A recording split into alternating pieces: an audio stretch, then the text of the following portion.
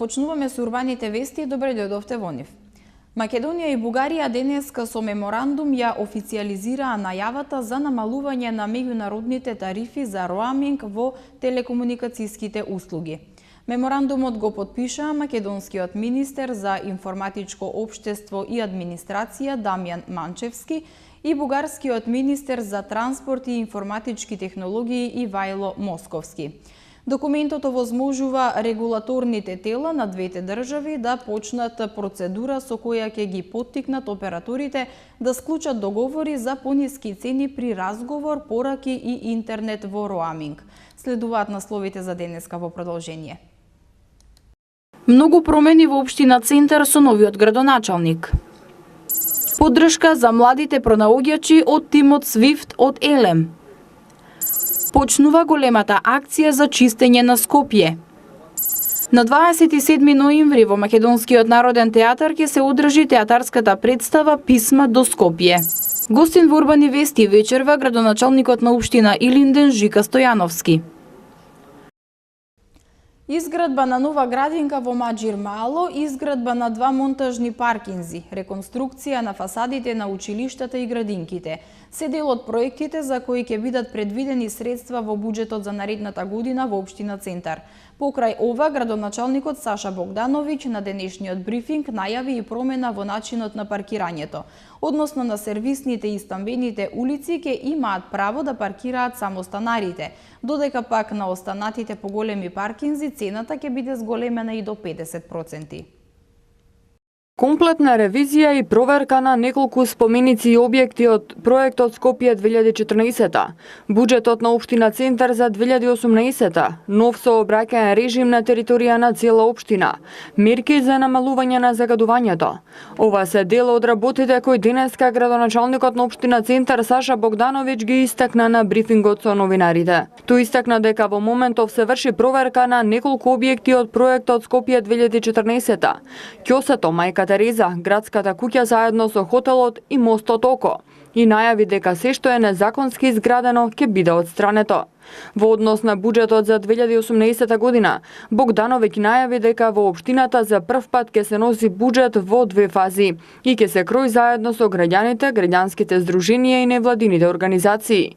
Еден од приоритетните проекти во 2018 година ќе биде воведувањето на нов сообраќаен режим, зони за мирно возење и ограничување на дотурна стока. Тој посочи дека паркирањето на сервисните и стамбените улици ќе биде ограничено само за станарите, додека па големите паркинзи ќе бидат достапни и за граѓаните од другите општини, но по зголемена цена. И тоа, како што истакна градоначалникот, цената на паркингот би можела да се зголеми и за 50%, а паркинзите кај Нова Македонија, Парк и Холидин ќе бидат под нивна ингеренција. Планираме да зголемиме цената на паркинзите, сакаме луѓето кои што доаѓаат да избегнуваат паркирање во централното градско подрачје и ќе се потрудиме тоа постепено да го правиме како што е во сите европски градови, да што помалку возила ни доаѓаат на територија на општина Центар. Тоа се некои од мерките што се краткорочни. Акцент ќе ставиме све, како што кажа, во првата година од мандатот е да го решиме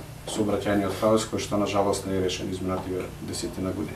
Во буџетот за наредната година, кој ќе биде помал од претходниот затоа што ќе се отстранат некои средства за кои непотребно се трошеле пари, ќе бидат предвидени средства за реконструкција на фасадите на училиштата и градинките, како и на некои стари згради во Пролет, Дебармало и Спротик Јуби. Наредната година ќе започне изградба на нова градинка во Маџир Мало и 2 монтажни паркинзи со што ќе се ослободат тротоарите. Во насока на мерките против загадувањето, Богдановиќ истакна дека веќе се започнати преговори со БЕК за приклучување кон централното грејење и на оние мала кои досега не биле приклучени, и заедно со рестрикциите во паркирањето во Центар и со забрана за изведување на градежни активности во деновите кога воздухот е загаден, ќе се придонесе кон намалување на загаденоста. Во таа насока Богдановиќ најави дека во наредните неколку месеци нема да потпишува одобренија за градба се додека не се усвојат правилниците со кои ќе се стави стави ред во урбанистичкото дивење. Општина Центар исто така во насока на кратање на дел од трошоците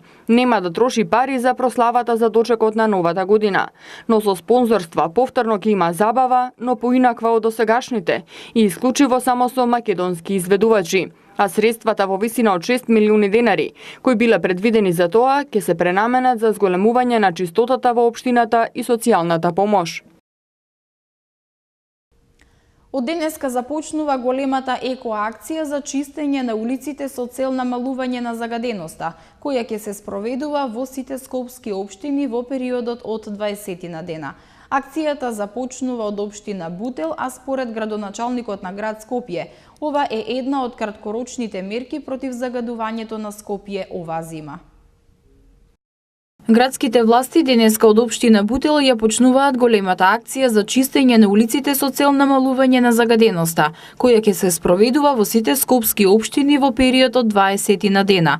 Град Скопје во соработка со Агенцијата за вработување и Министерството за труд и социјална политика ангажира стотина невработени лица кои заедно со надлежните јавни претпријатија ќе ја спроведат оваа акција. Според градоначалникот на град Скопје Петре Шилегов, ова е една од краткорочните мерки против загадувањето на Скопје оваа зима. На ангажираните лица ќе им биде обезбеден хонорар, надомест за храна и платен автобуски превоз. Според градоначалникот Шилегов, загадувањето се должи и на наталожената прашина на скопските улици, која, како што рече, со години стои неисчистена. Откако ќе бидат исчистени општините, ќе се чисти кејот на реката Вардар. Акцијата за чистење на Скопје ќе се реализира секоја есен и пролет и предвидено е да стане традиционална.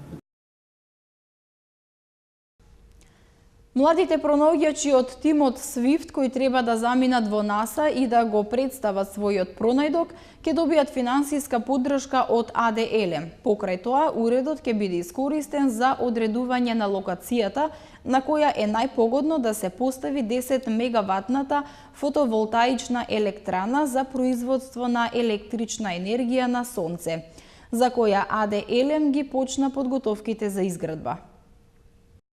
АД-Елем ќе ги поддржи младите иноватори од тимот Свифт кои победија на надпреварот на НАСА во Македонија со изумот сензор за мерење на сончева енергија и нивниот изум ќе го употреби во своите развојни проекти, најави генералниот директор и председател на управниот одбор на АД-Елем Драган Миновски. Тој посочи дека Елем како државна компанија ќе стори се што може за да ги поддржи младите пронаоѓачи да креираат и од тоа да имаат бенефит и тие, но и државата. АД-Елем ќе ги помогне овие наши млади луѓе, иноватори, со тоа што нивниот изум ќе го употреби во своите развојни проекти. Имено АД-Елем почна подготовки за изградба на 10 мегаватна фотоволтаична електрана, односно производство на електрична енергија од сонце. Нивниот изум ќе биде искористен за да се утврди која локација е најпогодна за поставување на овие фотоволтаични електрани, односно нашата фотоволтаична електрана, како и максимално искористување на сончевото зрачење, односно сончевата енергија за производство на електрична енергија на целата територија на Република Македонија.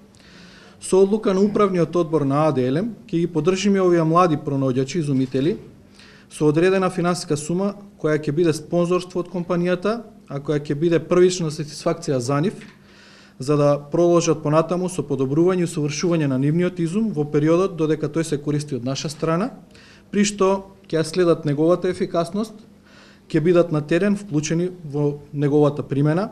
Младите пронаоѓачи од тимот Свифт учествуваа на надпреварот NASA Space Up Challenge во организација на Newman's Business Акселераторот. Иако беа средношколци и најмладиот тим на надпреварот успеаа да победат. Од април годинава работат на усовршувањето на прототипот кој подоцна, како што велат, планираат да прерасне во продукт што првично ќе се продава на македонскиот пазар, а подоцна и на европскиот и американскиот. Функционалноста на продуктот е во помошта која ја пружа нидните инвеститори во фотоволтаици за да проверат дали инвестицијата би се им сплатила и за колку временски период ќе ја вратат назад. Исто така овој продукт може да придонесе за цели држави доколку владите покажат интерес за соработка за субвенционирање на извори на обновлива енергија, како и да најдат најсоодветни региони за изградба на фотоволтаични централи. Се надеваме дека продуктот ќе го пласираме најпрво на македонскиот пазар и токму соработката со АД-Елем сме еден чекор поблиску до таа цел. а понатамошните планови се влез на американскиот и на европскиот пазар. Дамјан Постоловски, бруцош на Финки, посочи дека различни локации имаат различни потенцијали на енергија. Уредот е самоодржлив и се напојува со сончева енергија. Продуктот на кој што нашиот тим работеше изминатиот период дава одговор токму на тие прашања. Колку енергија би се добила, во кој период од денот или пак во кој период од годината на дадената локација и може да служи како алатка при планирање на проекти од ваков тип. Првично, уредот ќе се постави на локацијата каде што се планира да бидат поставени соларните панели.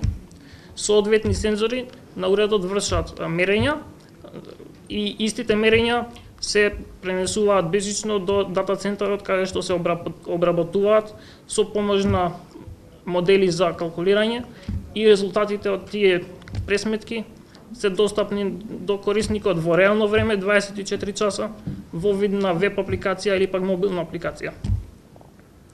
Исто така би сакал да напоменам дека уредот е самоодржлив и се напојува со сончева енергија благодарение на мини фотоволтаичните панели кои што се поставени на него.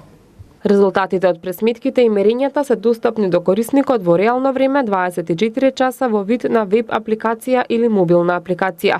Може да го користат и домакинствата кои планираат да вградат фотоволтаици.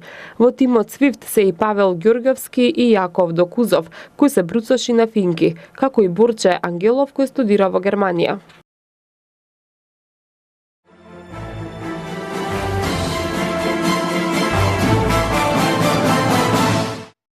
На работниот состанок за социјална инклузија на ромите во Република Македонија, Министерката за труд и социјална политика Мила Царовска истакна дека се работи на стратегија за формализација на неформалната економија, за придвижување на ромите кон социјално осигурување, за затворање на прашањето на лицата без документи и за вклучување на децата роми во предучилишното образование, со цел поголема вклученост на ромите во нашето општество. Министерката Царовска додаде дека ромите се соочуваат со поголема вклученост на пазарот на неформална економија. Во Министерството се работи на стратегија за формализација на неформалната економија, со што бројот на лица кои што работат како собирање на пластика и железо, а имаме голем процент од нив на роми, ќе ги вклучиме во таа стратегија за да ги придвижиме кон социјалното осигурување. Министерот без ресор задолжен за имплементација на стратегијата за подобрување на состојбата на ромите во Република Македонија, Самка Ибраимовски, рече дека состанокот по 3 години пауза повторно се враќа за унапредување на положбата на ромите.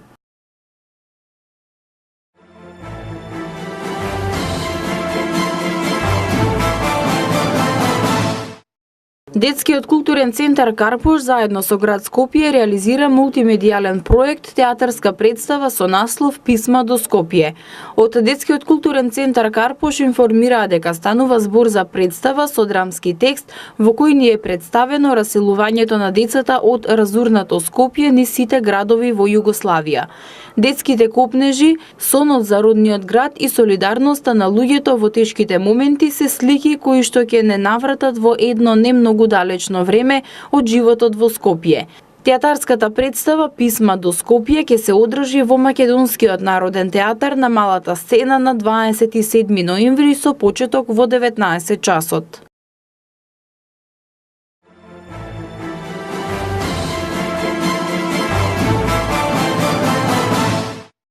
13 градинки го прифатиле проектот за работа во втора смена, а 20 градинки работат секоја прва сабота во месецот, информираше Министерката за труд и социјална политика Мила Царовска.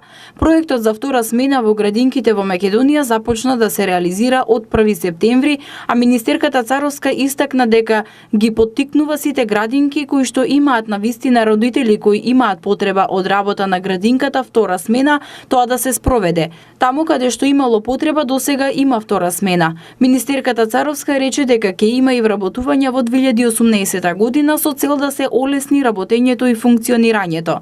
Недостигаат 2600 вработени во тој сектор, затоа предвидуваме и вработувања и блок дотации. Секој што отворил втора смена ќе има можност да добие блок дотација за истото, изјави Царовска. Гостин во Урбани вести е градоначалникот на општина Илинден Жика Стојановски, кој зборува за проектите кои ќе се реализираат во наредниот период во општината. Интервјуто го направи колешката Марија Петковска. Општина Илинден е една од општините кои што во изминатиот период доживеа многу промени, секако во позитивна насока. А што ќе очекува општина Илинден во наредните 4 години, ќе зборуваме со градоначалникот на ова општина, господинот Жика Стојановски. Добре дојдовте.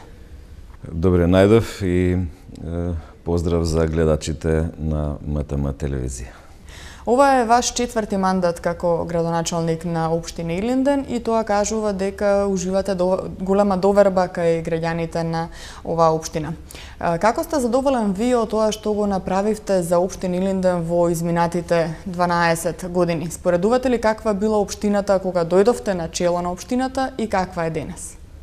Голема обврска и одговорност е да се биде градоначалник пред се на општина Илинден, општина која што е доста динамична и предизвик е пред се.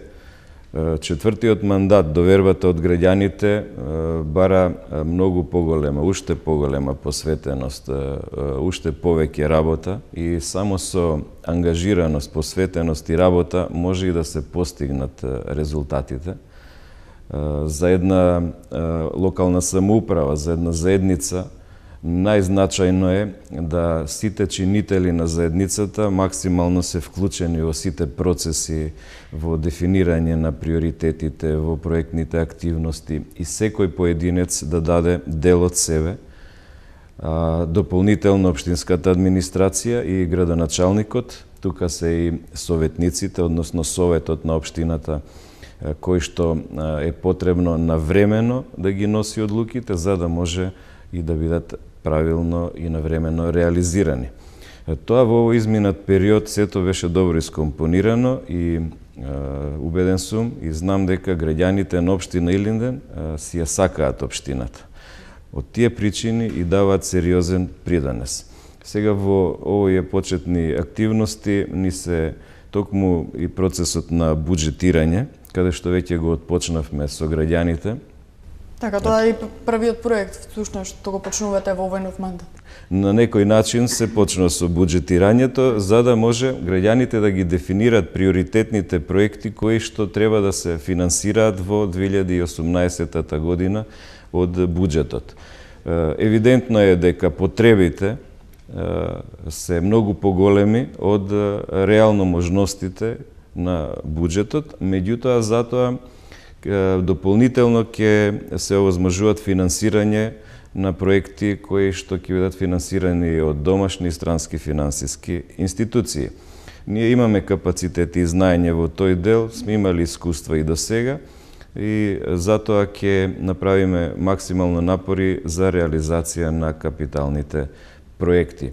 Инаку, до сега од работата во општина Илинден, најголем дел од капиталните проекти тоа се во делот на фекалната канализација, во делот на зафаќање, одведување на атмосферските води, чистење, нивелирање, одржување на каналската мрежа, која што во општина Илинден се протега на 120 километри, одржување на патната инфраструктура, рехабилитација, санација на локалните улици и патишта, а исто така и изградба и на патишта во и подобрување на патната и енергетската инфраструктура во локалните економски зони со цел овозможување на подобри услови за работење на инвеститорите. Подобрувањето на патната инфраструктура се надевам дека ќе продолжи и во наредните години. Што планирате да преземете конкретно во оваа насока? Предвидени се изградба, реконструкција, санација и рехабилитација на 40 километри локални улици и патишта на целата територија на општина Илинден. Во овој период се работи исто така токму на патната инфраструктура. Ќе бидат санирани и изградени нови делници пред се улици кои што се ископани при поставување на фекалната канализација. Понатаму влезовите на општината, тоа е една делница од Кадино према автопатот, кој што дополнително ќе бидат изградени 2 нови моста проширени, бидејќи сега мостовите се еднонасочни. Понатаму имаме други проекти кај што отвараме дополнително влез или фреквенција од Бујковци понатаму до патот Ајватовци-Мршевци, за да се мрежата на патишта да се прошири. Инаку имаме нешто повеќе од 260 километри на локални улици и патишта. Таа е вкупна должина која што и понатаму сакаме да ја прошируваме, меѓутоа и да ја подобруваме. Бидејќи добрата патна инфраструктура значи и подобри услови за живење, меѓутоа и безбедност во сообраќајот. Кога сме кај безбедност во сообраќајот, тоа е еден проект кој што е малку покомплексен и ги опфаќа сите фактори кои влијаат во безбедноста. Почнувајќи од добри улици, изградба на пешачки патеки и велосипедски патеки. Тоа се инфраструктурни објекти кои што се најзначајни за безбедноста на учесниците во сообраќајот и посебно кај предучилиштата и детската градинка. Затоа ќе посветиме внимание на овој дел, на овој проект безбедност во сообраќајот, тука исто така во соработка со Министерството за внатрешни работи. Меѓутоа еве и сакам да упатам и апел до граѓаните да не ги користат пешачките патеки за паркирање на возилата. Бидејќи пешачките патеки се изградени по барање на граѓаните за да имаме фреквенција на велосипедисти и пешаци. Не се тоа простор за паркирање. Ние до сега не сме оделе со санкционирање на граѓаните, сме сметале еве вака со укажување и на една повисока свест. Сметам дека не е дозволиво да се паркира возило на пешачка патека која видливо не е за намена паркинг простор. Кај прецен или за безбедност на младите жители на општината? Апсолутно. Тоа е вистината.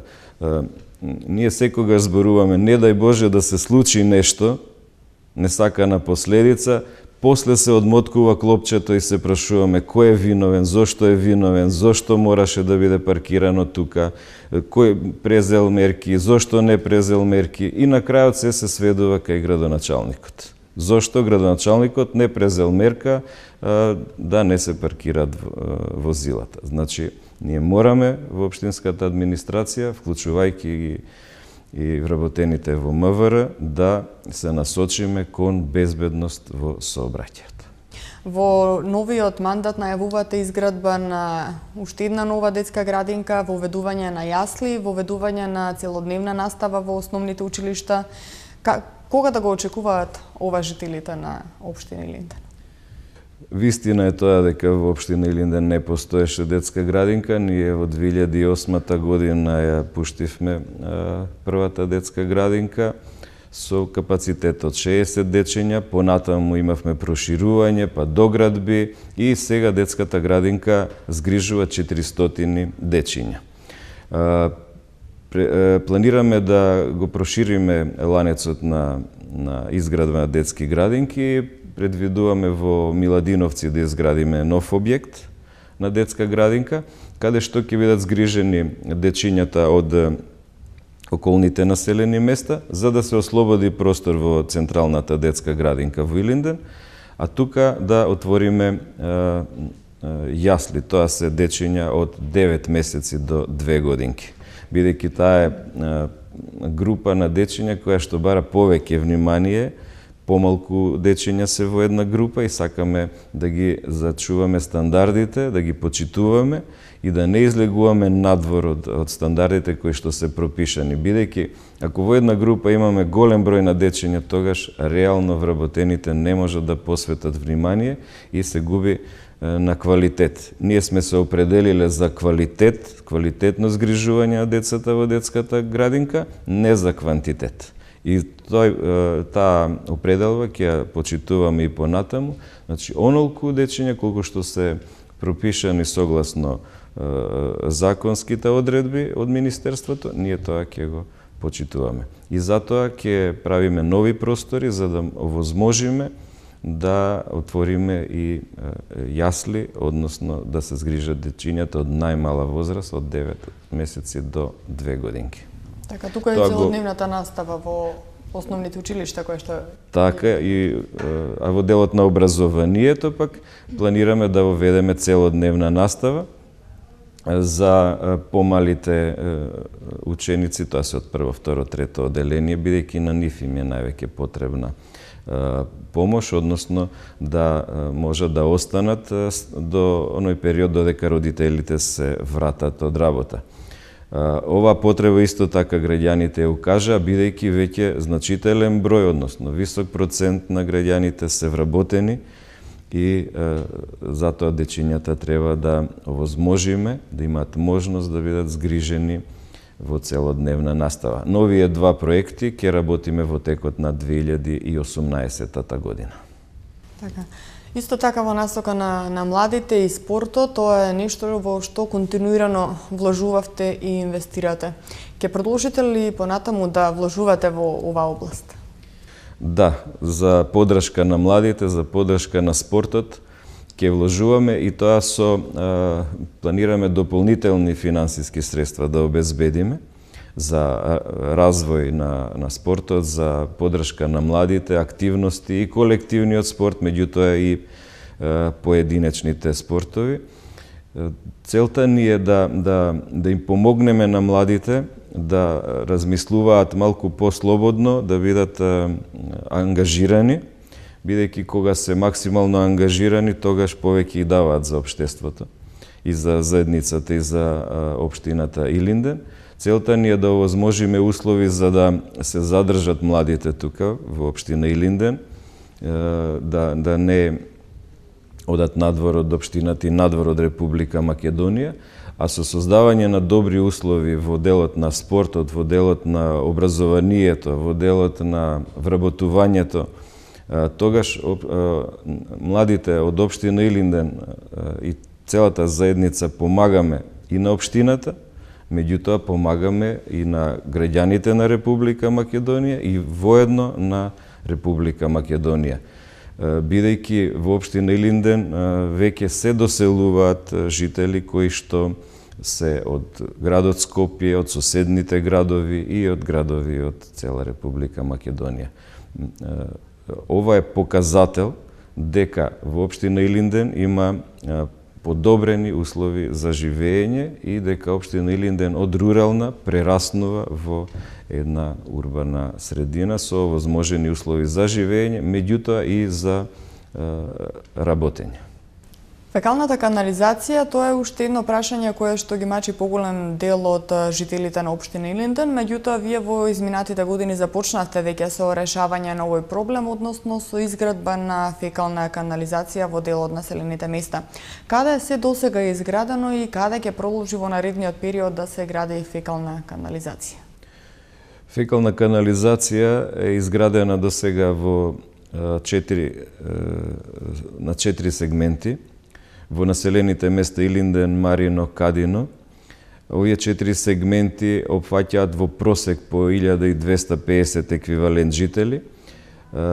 Сегментите се со пречистителни станици за да може фекалните води да се зафатат од домаќинствата, да се одведат и да се прочистат. Нашата цел е да ги прочистиме фекалните води за да ги испуштаме во реципиентот. Затоа ќе продолжиме со овој начин на работа, односно сегменти кои што пред се наоѓаат во подрачјата на пониските делови од општината. Пониските делови се во делот на Илинден, Марино, Кадино и Мралино. Во наредниот период од средствата од буџетот, а исто така и од дополнително од домашни странски и финансиски институции, ќе ги финансираме овие сегменти. Целта е да се прочистат водите, за да се испуштат во реципиентите. За овој нареден период веќе имаме подготвено проекти ќе се дадат на објава за да може да избереме компанија која што ќе гради, бидејќи е значајно фирмата што гради да има и капацитети за градење на фекални канализација, бидејќи кај нас е специфична изградбата на фекалната канализација, затоа што нивото на површината на најниските подрачја во општината се пониски од нивото на водата на реката Вардар. Затоа и одводните канали кои што се протегаат во општина Илинден, тие се околу 120 километри и се дел од хидромелиоративниот систем на Скопско поле, се одведуваат и пред реката Вардар, во Зелениково се препумпуваат со пумпи.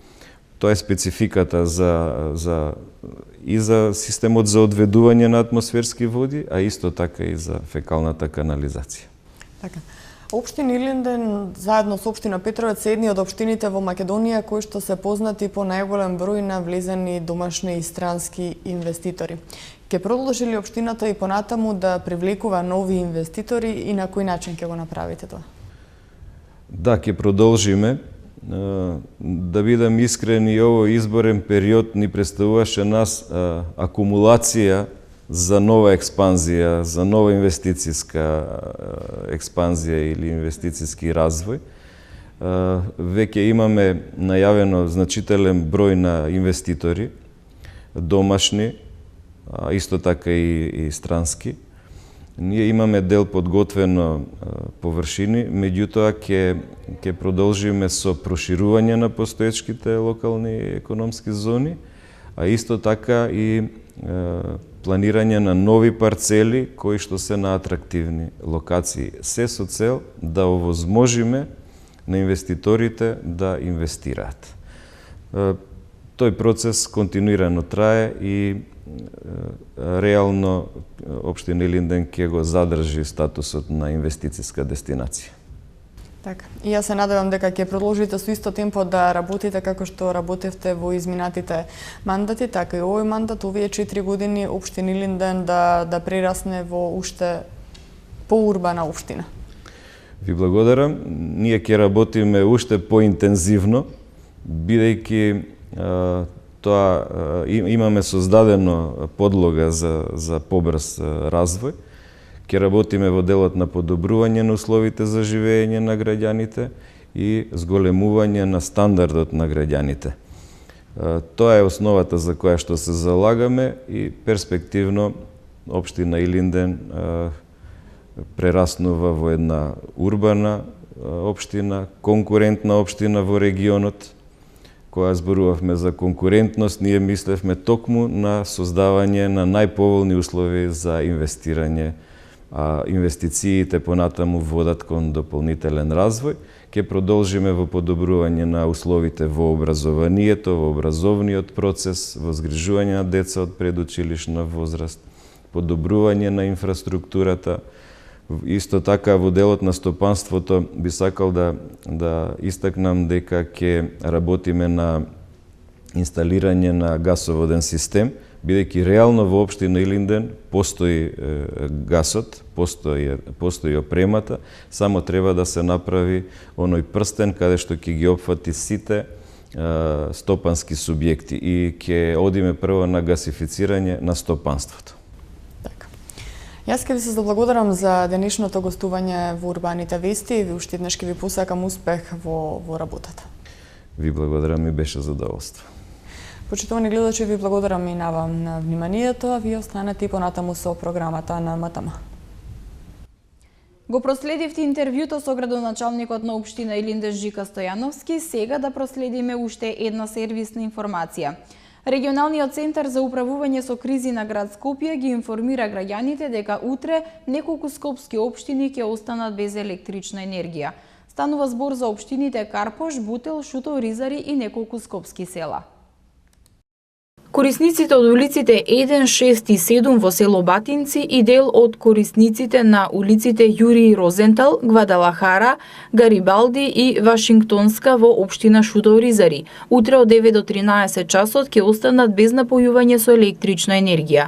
Од 9:30 до 13 часот и 30 минути без струја ќе бидат и корисниците од улиците Козле под улица 2 и Јури Гагарин под улица 6. Од 8:30 до 12 часот и 30 минути корисниците од објектите околу ТЦ Алуминка на улица Никола Русински, како и дел од булеварот Партизански одреди во близина во општина Карпош. Во периодот од 8:45 до 15 часот без напојување со електрична енергија ќе останат и корисниците од село Стајковци.